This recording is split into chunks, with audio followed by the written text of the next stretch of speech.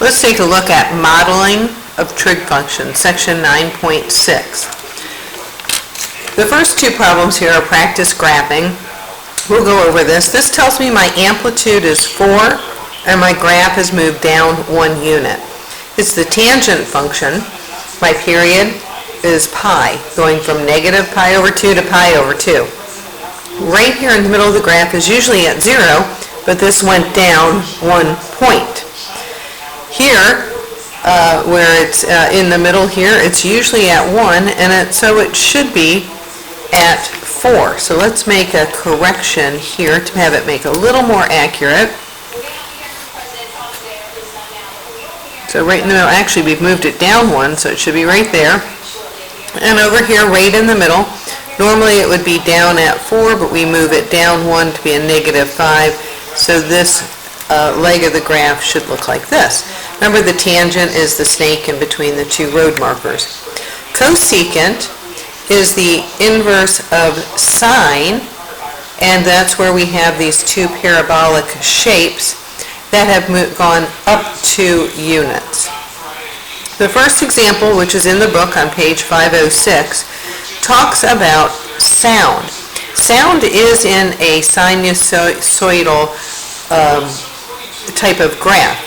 It could be sine or cosine, and they give us some information on this one and ask us to write a function or a model. So I have y is 2 times sine or 4,000 pi. How did we get each of those numbers? Well, they told me the frequency is 1 over the period, so I have 2,000 is 1 over 2 pi, 1 over 2 pi over b. When I simplify that, that's b over 2 pi. I multiply both sides by 2 pi, and I solve for b. b is 4,000 pi. So that is going to define my period, and they told me the amplitude is 2. On this example at the bottom of the page, example 2 is how it is labeled. I can't cover the microphone. Let's see. Okay. So this example here, I have to write a function for this. Well, I look at the amplitude from the middle of the graph to the peak or the middle to the bottom. My amplitude is 3.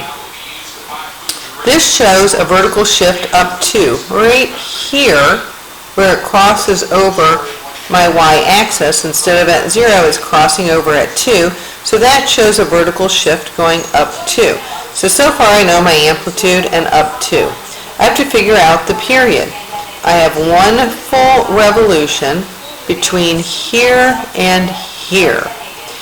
My period is 2 pi over the absolute value of b. In this case, it's pi over 2. I solve for b, which is 4, and substitute it in there. Let's take a look now at page 21.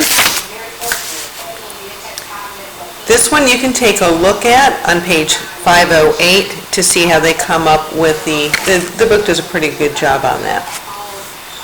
Here, write a function given an equation, given a graph. These are important. We're going to see something like this on your test.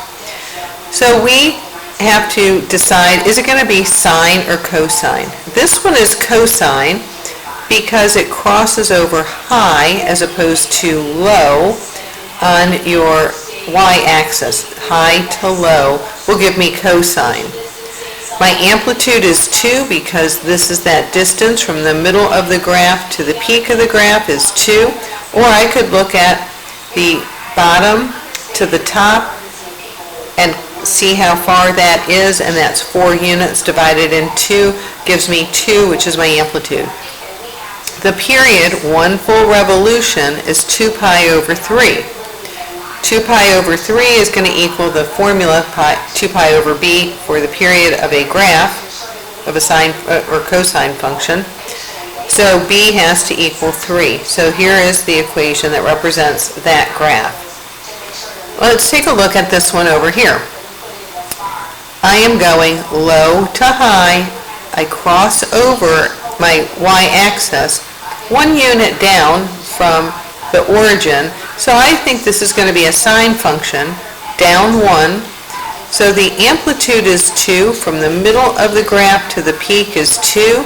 The period, now notice this is not in radians, but 1 full revolution, peak to peak, is going to be 5 halves. So 5 halves, peak to peak.